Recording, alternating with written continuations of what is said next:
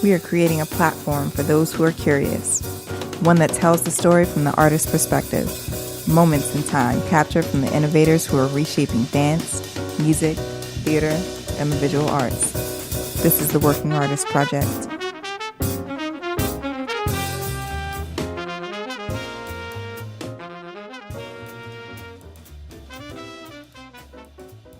Today I want to welcome Donna Vaughn to the Working Artist Project. The Donna Vaughn. Oh, sorry. Just kidding. But I like to call her affectionately Hollywood. Oh, God. So I want to back things up. So what were your parents like coming up, and how did they, guide you or support you in your dreams of becoming a dancer?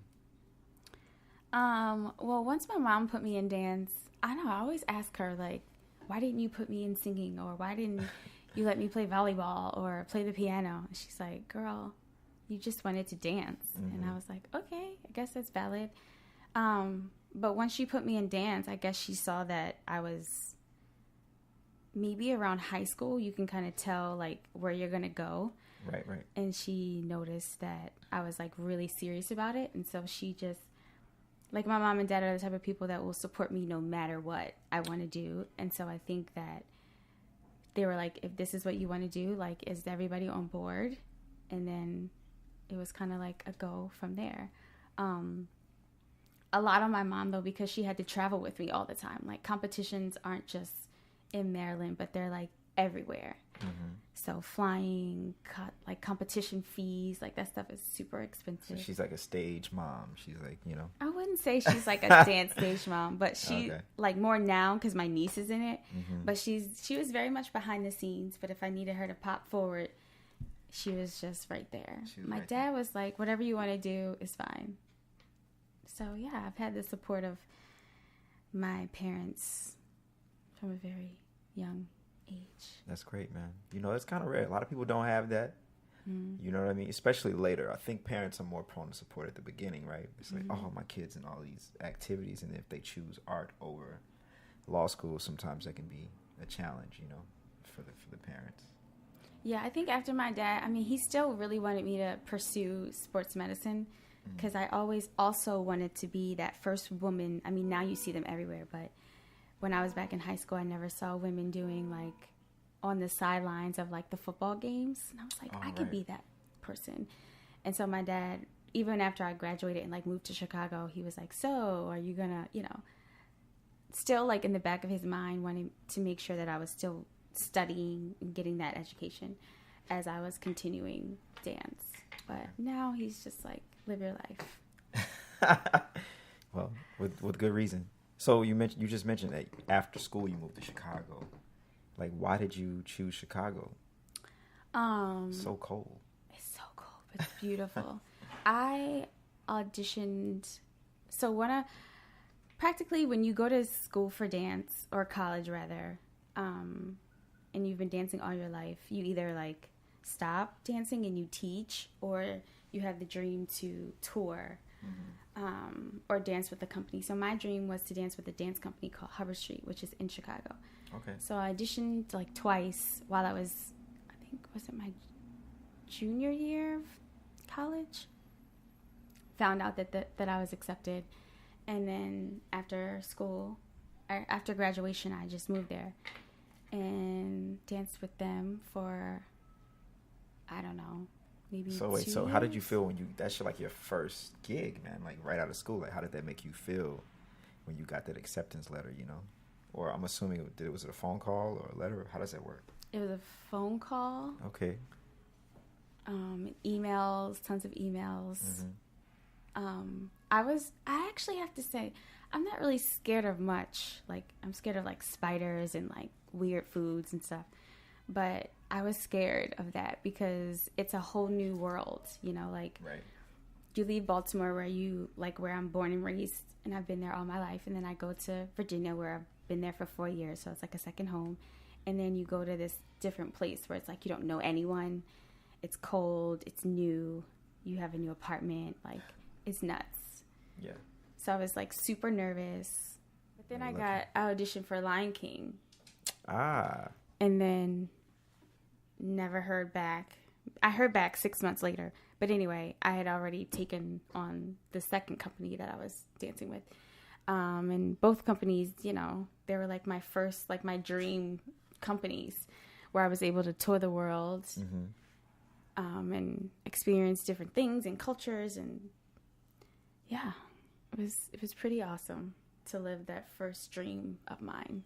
Wow, that's impressive. Okay. Okay, so you get the gig at Lion King. Like, how does that work? Like, are you on auditions? Like, do you have an agent at this point? What's going on? No. So another dream of mine was always to be in the Lion King. And I heard that they were looking for new cast members but you never know like what they're looking for. Like sometimes it'll say immediate replacement, or sometimes like what a lot of people don't know is these Broadway shows have auditions like every 6 months to have people in case someone gets injured or let go or whatever. So in my case, they were opening up a new show in Las Vegas, a new cast. So I went in like August and they called me back in like February. So, you know, you come to New York, you audition. One of my mentors, Kenny, was in the show, who's still in the show. And he was like... Kenny who? Kenny Ingram. Kenny Ingram, for all of us from Chicago who don't know. And so he said, you know, Lion King's going to be coming to New York. You should audition. And I was like, I'm not, like, I don't sing. And he was like, okay, we can fix this. So he set me up with this lady in Chicago. I don't remember her name, but she had to be like 85. And she was a music teacher.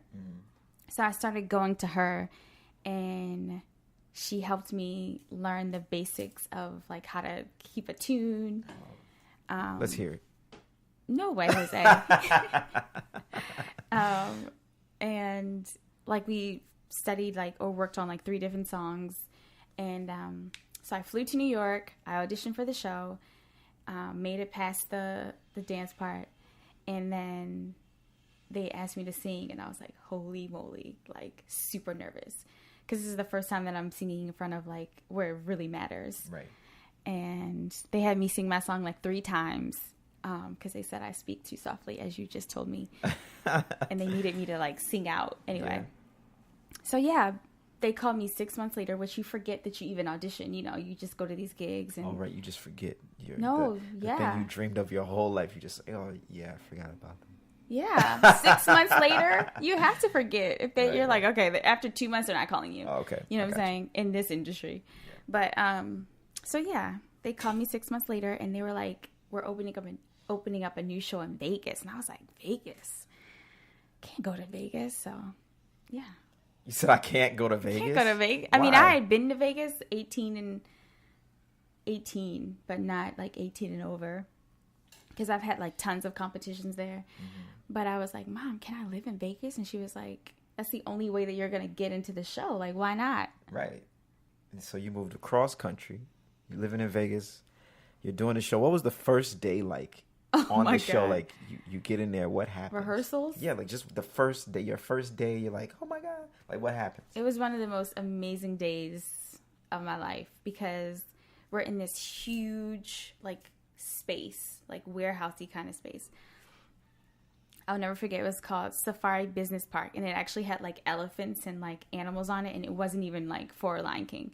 Anyway, it was our rehearsal space, so I got to meet everyone who's in the show with me, and like, you know, we don't know anyone's name or anything, but the cool part was that we got to meet the South Africans who were going to be in the show with us, and like learning how to speak Zulu. And I mean, it was just nuts. It was like very surreal. I actually haven't thought about that day until now. That's really strange.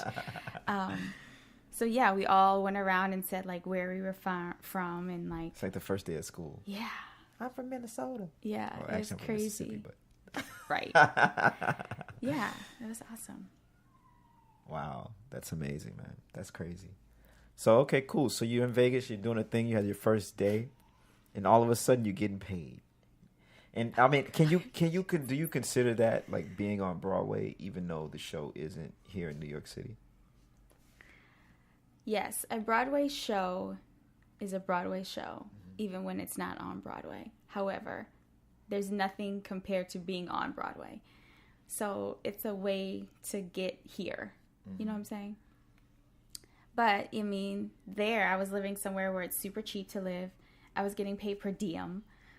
It seemed like I was living on vacation for like 3 years. Right.